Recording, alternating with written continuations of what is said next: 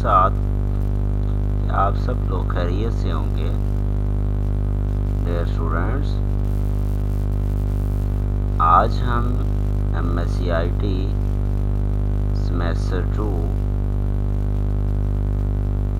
के subject advance computer programming का एक नया टॉपिक डिस्कस करेंगे। लास्ट वीडियो के अंदर हमने ट्राई और कैच को इस्तेमाल किया था एक्सेप्शन हैंडलिंग के अंदर। तो स्टूडेंट, लास्ट वीडियो के अंदर भी मैंने आप लोगों को बताया था कि आप लोग इस रिकमेंडेड बुक को फॉलो करेंगे। इसके अंदर चैप्टर है एक्सेप्शन हैंडलिंग का, और डीप नॉलेज के लिए आप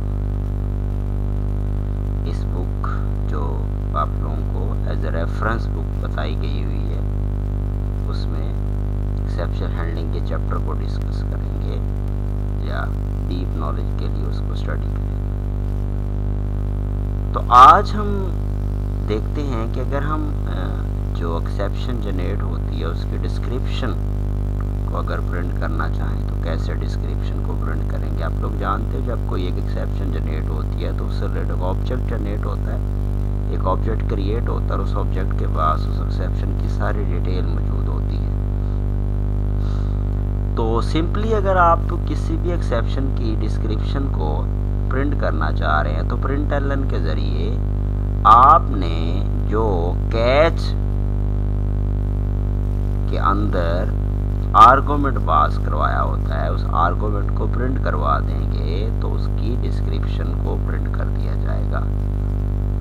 तो देखते हैं, इस टॉपिक को डिस्कस करते हैं। Displaying a description of an exception. You can display the description in a println statement by simply passing the exception as an argument. For example, the catch block in the preceding program can be rewritten like this. हमारे पास एक पिछले lecture के अंदर हम इस programme को machine के ऊपर रन कर चुके हुए हैं। तो इसमें हमने ये एक स्टेटमेंट प्रिंट की थी।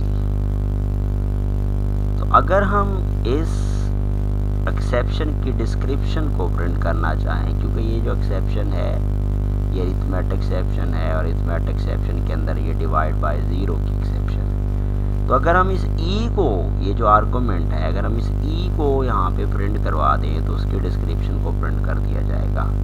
तो सिंपली उस प्रोग्राम को हमने कैच के ब्लॉक के अंदर अरिथमेटिक एक्सेप्शन है ई, और उसके बाद हमने ई को क्या कर लिया हुआ है, डिस्प्ले करवा दिया हुआ है। तो इसकी अभी हम प्रैक्टिकल इम्प्लीमेंटेशन भी देखते हैं।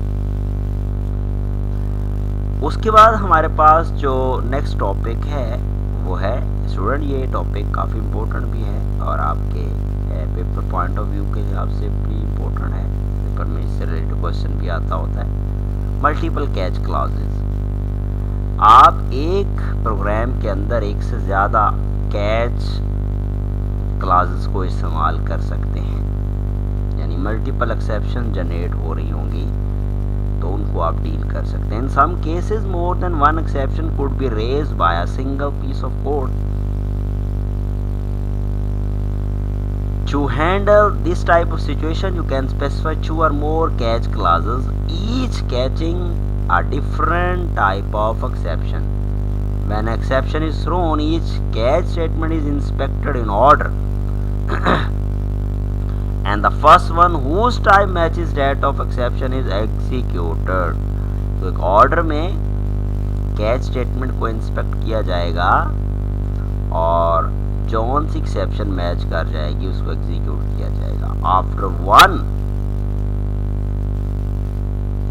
Catch statement execute, other are bypass. अगर एक एग्जीक्यूट होती है तो बाकियों को बाईपास कर दिया जाएगा, छोड़ दिया जाएगा। And execution continues after try catch block like finally के ऊपर काम करवा दीजिए। The following example traps 2 different types of exceptions.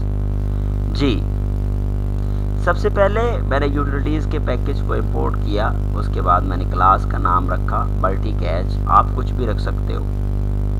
उसके बाद हम मेन के ब्लॉक के अंदर चले गए, ये ट्राई का ब्लॉक हमने स्टार्ट किया, वहाँ पर हमने एक ए पैरामीटर लिया, वेरिएबल लिया, और उस ए की जो वैल्यू है हम यूज़र से लेना चाह रहे हैं। तो उसके लिए हमने स्कैनर की क्लास का ऑब्जेक्ट क्रिएट किया, फिर हमने एक मैसेज लिया यूज़र से ए की वैल्यू लेने के लिए, और हमने उस ए की वैल्यू को ए में स्टोर कर दिया। ये स्टूडेंट स्मॉल ए है, कैपिटल ए नहीं है, ये स्मॉल ए है, कैपिटल ए नहीं है। A is equal to input dot next int, जो कि इंटीजर है, तो नेक्स्ट इंट का फंक्शन यूज करेंगे। उसके बाद हमने इस ए की वैल्यू को क्या कर लिया, प्रिंट करवा लिया। अच्छा, अगर आप ए की वैल्यू यूजर से ले रहे हो, अगर आप ए की वैल्यू 0 देते हो तो इट मीन डिवाइड बाय 0 की एक्सेप्शन है।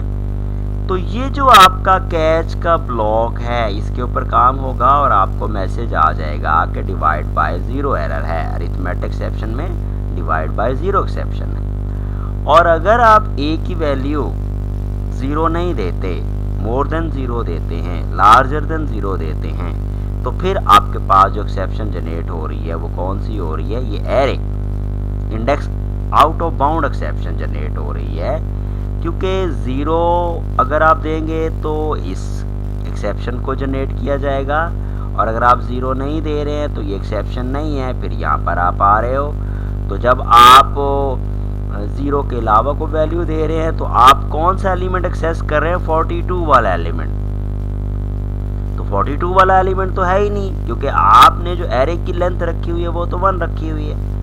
तो इट मीन 42 के ऊपर आपके पास कोई एलिमेंट मौजूद नहीं होगा, तो ये भी आपके पास क्या आ जाएगी, एरे जनरेट होगी। और अब कौन सा ब्लॉक एग्जीक्यूट होगा, ये वाला कैच ब्लॉक, और array index out of bound, और उसके बाद आपके पास ये वाला मैसेज प्रिंट हो जाएगा। इसकी ये डिटेल दी हुई है, आप लोग इसको देख सकते हो।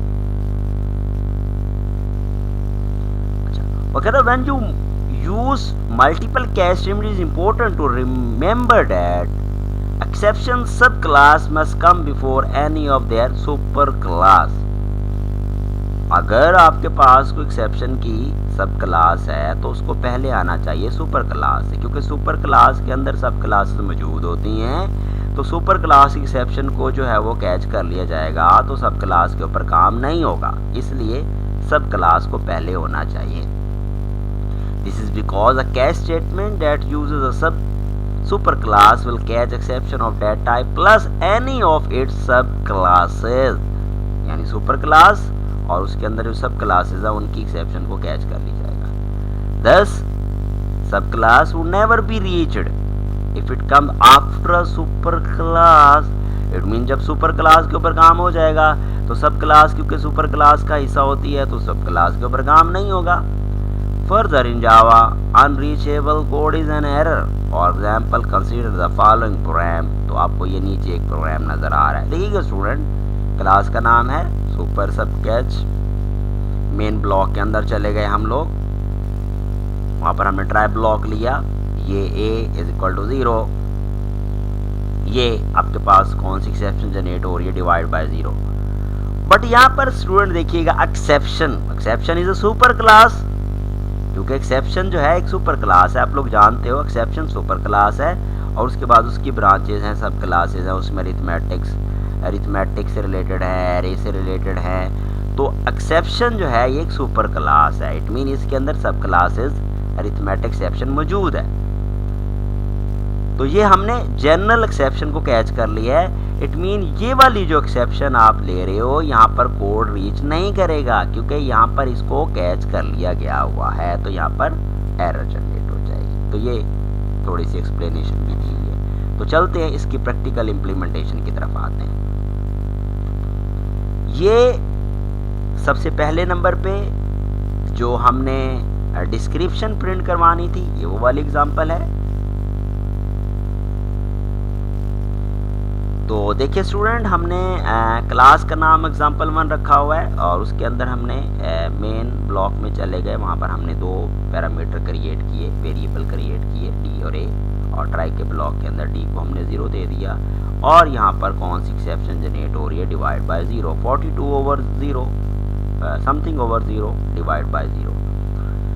तो ये एक मैसेज अगर आप चाहते हैं तो ठीक है। उसके बाद हमने ये कौन सी एक्सेप्शन कैच की है, अरिथमेटिक एक्सेप्शन, और ये आर्गूमेंट है। और उसके बाद अगर हम इसकी डिस्क्रिप्शन प्रिंट करना चाह रहे हैं कि कौन सी एक्सेप्शन है, तो हम इसको ई के अंदर रख के ई के अंदर से ही प्रिंट किया जा सकता है। चले इसको हम रन करके देखते हैं। ये देखिएगा ई जो है, जो हमने ई प्रिंट किया है एक्सेप्शन, ये आपको ये वाला मैसेज प्रिंट हुआ है। और उसके बाद ई के अंदर क्या है, java.lang अरिथमेटिक एक्सेप्शन यानी बाय 0 डिवाइड बाय 0 की एक्सेप्शन जनरेट हो रही है। ये हमारा पहला प्रोग्राम था। फिर हमने एक दूसरा प्रोग्राम बनाया है जिसमें हमने क्या किया था कि अगर हम 0 देते हैं तो आपकी अरिथमेटिक एक्सेप्शन जनरेट होगी, अगर हम 0 से बड़ी वैल्यू देते हैं तो फिर हमारे पास array index out of bound की एक्सेप्शन जनरेट हो जाएगी। क्लास का नाम हमने एग्जांपल2 रखा, ए हमने एक पैरामीटर लिया, वेरिएबल लिया, यूज़र से वैल्यू लेना चाह रहे हैं तो हमने स्कैनर की क्लास का ऑब्जेक्ट क्रिएट किया, उसके बाद हमने यूज़र से वैल्यू ले ली। ये देखिएगा स्टूडेंट, वहाँ पर कैपिटल ए था तो मैंने यहाँ पर स्मॉल ए कर दिया, वहाँ पर स्मॉल ए को आप यूज़ करें। उसके बाद हमने ए की वैल्यू को प्रिंट किया। अब अगर आपने ए 0 दिया है तो यहाँ पर डिवाइड बाय 0 है, तो कंट्रोल आपका इस कैच की तरफ जाएगा और आपको डिवाइड बाय 0 एक्सेप्शन जनरेट हो जाएगी। और अगर आपने 0 से बड़ी वैल्यू दी है तो कंट्रोल आपका इस कैच की तरफ जाएगा और आपको array index out of bound की एक्सेप्शन जनरेट हो जाएगी। और उसके बाद ये वाला मैसेज आ जाएगा। चलें इसको भी हम रन करके देखते हैं। जी, आपसे ए की वैल्यू मांगी जा रही है, मैंने ए की वैल्यू 0 दे दी और जो ही मैंने एंटर किया तो ज़रा देखिए डिवाइड बाय 0, क्योंकि इस ब्लॉक के ऊपर काम हुआ है और आपकी डिवाइड बाय 0 एक्सेप्शन जनरेट हो गई है। चलें इसको दोबारा रन करके देख लेते हैं। ये ले, मैंने यहाँ पर 1 दे दिया।